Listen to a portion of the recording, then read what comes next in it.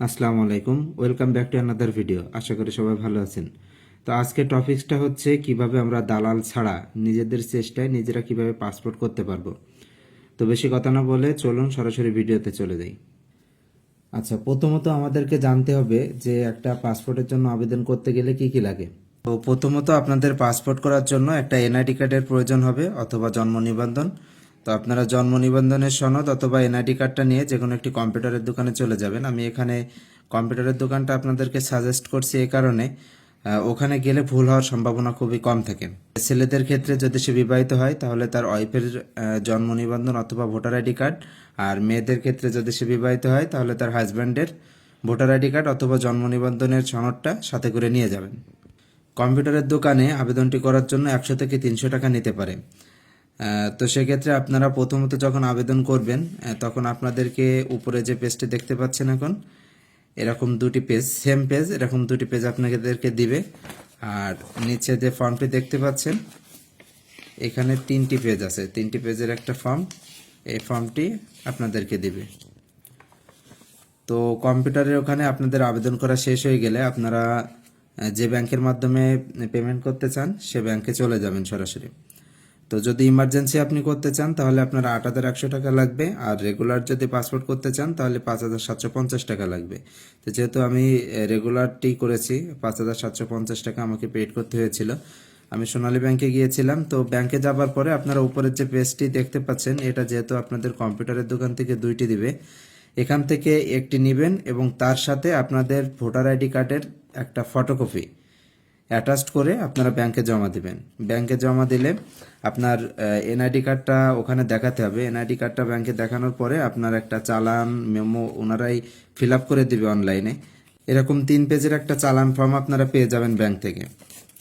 তো এখান থেকে চালান ফর্মের একটা অংশ কেটে আপনার নিজের কাছে রাখবেন, আর বাকি যে একটা অংশ সেটা আপনার আবেদন ফর্মের সাথে এটা আঠা দিয়ে এখানে অ্যাটাচড করে দিবেন। আঠা দিয়ে এটা অ্যাটাচড করার সময় আপনারা এই বিষয়টি খেয়াল রাখবেন, গণপ্রজাতন্ত্রী বাংলাদেশ সরকার ইমিগ্রেশন ও পাসপোর্ট অধিদপ্তর এই পেজের এখানে আপনারা এই চালান ফর্মের অংশটি সংযুক্ত করবেন। আচ্ছা, তারপরে আপনার যেটা কাজ সেটা হচ্ছে আপনারা ফর্মের একেবারে শেষ পেজে চলে যাবেন। এখানে দেখবেন পেমেন্ট ইনফরমেশনের একটা অংশ আছে, যেখানে আপনি যে ব্যাংকের মাধ্যমে আবেদন করবেন সেটা দিবেন। আমি সোনালী ব্যাংকে করেছি, সোনালী ব্যাংক দিয়েছি, আর এখানে ডেট আছে কত তারিখে আপনি টাকাটি জমা দিয়েছিলেন ব্যাংকে, ঠিক সেই তারিখটি এখানে দিবেন। আর এখানে দেখছেন পেমেন্ট রেফারেন্স নাম্বার আছে, এটা আপনারা চালানে পেয়ে যাবেন। চালানে এখানে দেখতে পাচ্ছেন চালান নাম্বার বলে একটা অপশন আছে। এখানে যে নাম্বারটি দেখছেন এটাই মূলত পেমেন্ট রেফারেন্স নাম্বার। তো এখানে আপনারা পেমেন্ট রেফারেন্স নাম্বারটি দেখে শুদ্ধভাবে লিখে রাখবেন। আর তারপরে হচ্ছে পেড অ্যামাউন্ট, আপনি যে টাকাটি ব্যাংকে জমা দিয়েছিলেন সেটা এখানে উল্লেখ করবেন। আর সব থেকে গুরুত্বপূর্ণ একটা বিষয় হচ্ছে নিচে দেখবেন আপনার সিগনেচারের একটা অপশন আছে, এখানে আপনি সিগনেচার করবেন। আর যে তারিখে আপনি আপনার পাসপোর্ট অফিসে জমা দিবেন পেপারটি, শুধুমাত্র সেই তারিখটাই দিবেন। তো এখানে একটি তারিখ আছে আর নিচে একটি তারিখ আছে, তার মানে হচ্ছে এটা হচ্ছে আপনি যে তারিখে ব্যাংকে টাকা জমা দিয়েছেন, আর নিচে যে তারিখ এটা হচ্ছে আপনি যে তারিখে পেপারটি জমা দিবেন পাসপোর্ট অফিসে, সেই তারিখ হবে এখানে। আপনি যখন কোনো রকম মাধ্যম ছাড়া পাসপোর্টের জন্য আবেদন করবেন তখন পাসপোর্ট অফিস থেকে খুঁটিয়ে দেখবে যে আপনার কোনো পেপারে সমস্যা আছে কিনা। এজন্য যে পেপারগুলো প্রয়োজন সেগুলো শুদ্ধভাবে এবং সঠিকভাবে এই সাথে সংযুক্ত করতে হবে। তো যেগুলো লাগবে সেগুলো আমি আপনাদেরকে দেখিয়ে দিচ্ছি।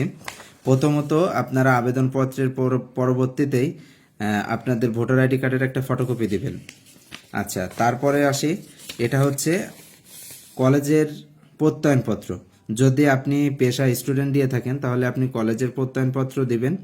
আর যদি আপনি কোনো কোথাও জব করেন বা কোনো প্রাইভেট কোম্পানিতে আছেন এমন যদি উল্লেখ করে থাকেন প্রফেশনালে, তাহলে আপনারা সেখান থেকে একটা প্রত্যয়নপত্র নেবেন। তবে এটা ফটোকপি, আপনারা ফটোকপি দিবেন না, অরিজিনালটাই দিবেন। আমার এই যে ফটোকপি দেওয়াতে ওনারা নেয়নি, যে কারণে পরবর্তীতে আমি অরিজিনালটা অ্যাটাচ করেছিলাম। আচ্ছা, তারপরে হচ্ছে আপনার নাগরিক সনদপত্র। এটা আপনারা কোনোভাবেই ফটোকপি দিবেন না, এটা অরিজিনালটা দিবেন। অরিজিনাল নাগরিক সনদপত্রটি আপনারা এর সাথে অ্যাটাচ করবেন। আর বিবাহিতদের ক্ষেত্রে অবশ্যই নিকানামা মানে কাবিননামা যেটা, সেটার একটা খুব ফটোকপি অ্যাটাচ করবেন এর সাথে।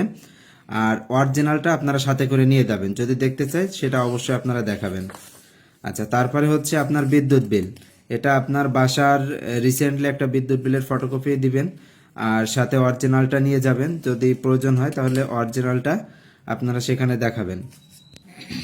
এই হচ্ছে মূলত যে পেপারগুলো পাসপোর্ট করতে লাগে। এই পেপারগুলোতে যদি কোথাও কোনো ত্রুটি থাকে তাহলে আপনাকে পাসপোর্ট অফিস থেকে ফেরত পাঠানো হবে। এজন্য এই পেপারগুলো আপনারা কয়েকবার অনুসন্ধান করে উল্টে পাল্টে খুঁটে দেখে তারপরে নিয়ে যাবেন। তারপরের কথা হচ্ছে, আপনারা পাসপোর্ট অফিসে যাওয়ার পরে ওখানে বিভিন্ন ডেস্ক আছে, আপনারা ঢুকলে অবশ্যই বুঝতে পারবেন। আমার এখানে যে ডেস্ক ছিল আমার যশোর জেলায়, আমি সেখানে গিয়েছিলাম। ওখানে যাওয়ার পরে প্রথমত আমাকে গেট থেকে এই সিলটি দিয়ে দেয়। এটা হচ্ছে আরপিও যশোর প্রবেশ, মানে প্রবেশের একটা সিল এখানে দিয়ে দিয়েছিল। তারপরে আমি একটা ডেস্কে গিয়েছিলাম, সেখান থেকে আমার এগুলো পেপারগুলো খুঁটিয়ে দেখা হয়েছিল যে আমার কোনো পেপারে কোনো সমস্যা আছে কিনা। তো যেহেতু যেগুলো লাগবে সবগুলো অরিজিনাল এবং ঠিকঠাকভাবে আমি নিয়ে গিয়েছিলাম, সেখানে আমার কোনো সমস্যা হয় নাই। এই যে আমার এখান থেকে টিকগুলা দিয়ে দিয়েছে। তারপরে আমাকে 306 নম্বর রুমে পাঠিয়েছিল। তো সেখানে যাওয়ার পরে মূলত ভোটার আইডি কার্ডটি ভেরিফাই করা হয়। তো সেখানে আপনার অরিজিনাল ভোটার আইডি কার্ড দেওয়া হয়। ওখানে গেলে কিছু প্রশ্ন আপনাকে করতে পারে, যেমন আপনি কোনো দালাল ধরেছেন কিনা, বা আপনি কার মাধ্যমে অ্যাপ্লাইটা করেছেন, কার মাধ্যমে এটা করতে চাচ্ছেন। সেখানে আপনারা শুধুমাত্র বলবেন আপনারা নিজেরাই এটার জন্য চেষ্টা করছেন, সেটাই উল্লেখ করবেন। তারপর আরও একটা সেটা প্রশ্ন করতে পারে, যেহেতু নিজেরা করছেন কোনো সমস্যা নেই, ফ্রিলিভাবে আপনারা অ্যান্সার করবেন। আচ্ছা, আর একটা কথা না বললে নয়, এখানে আপনারা ইমেইলের একটা অপশন দেখছেন। সবসময় চেষ্টা করবেন নিজের ইমেইলটা দেওয়ার, কারণ আপনারা যখন যেখান থেকে আবেদন করবেন সেই ইমেইলটা যদি দেওয়া হয়, তাহলে সেই ইমেইল যখন সার্চ দিয়ে দেখবে ওই ইমেইলের মাধ্যমে অনেকগুলো আবেদন করা হয়েছে, তখন পাসপোর্ট অফিস থেকে আপনাকে প্রশ্ন করতে পারে যে আপনার এই জিমেইল দিয়ে অনেকগুলো আবেদন করা হয়েছে, তো আপনি আসলে দালাল নাকি আপনি দালাল চক্রের মাধ্যমে আবেদন করছেন, এরকম ধরনের কোশ্চেন আসতে পারে। তো এক্ষেত্রে আপনারা সবসময় নিজের মেইলটা দিবেন।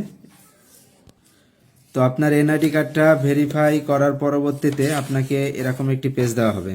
এই যে এটা হচ্ছে আমার এনআইডি কার্ড ভেরিফাই করে আমাকে এই পেজটি দেওয়া হয়েছিল। তারপরে আপনার পেজগুলো সব পেপারগুলো যখন সব কমপ্লিট হয়ে যাবে, তখন এটার জন্য আপনাকে অন্য একটি রুমে পাঠানো হবে।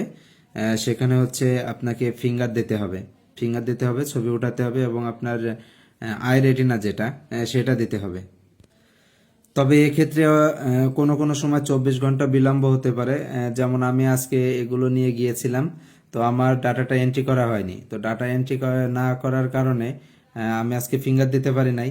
তো ওইখান থেকে আমাকে বলে দিয়েছিল একটা রুমে যেতে, সেখানে আমি যাওয়ার পরে উপরের এই পেজটি ফটোকপি করে সেখানে আমার 1 কপি জমা দিতে হয়েছিল। তো আপনারা পাসপোর্ট অফিসে যাওয়ার আগে এটার একটা ফটোকপি, শুধুমাত্র এই পেজটার একটা ফটোকপি করে নিয়ে যেতে পারেন সঙ্গে করে। তো যেহেতু আমার ডাটাটি আজকে এন্ট্রি হয়নি, আগামী 24 ঘন্টা সময় লাগবে। আগামীকাল সকাল 10টার সময় আমার ফিঙ্গার দিতে যাওয়ার কথা। তো আমি আগামীকাল সকাল 10টার সময় ফিঙ্গার দিতে যাব।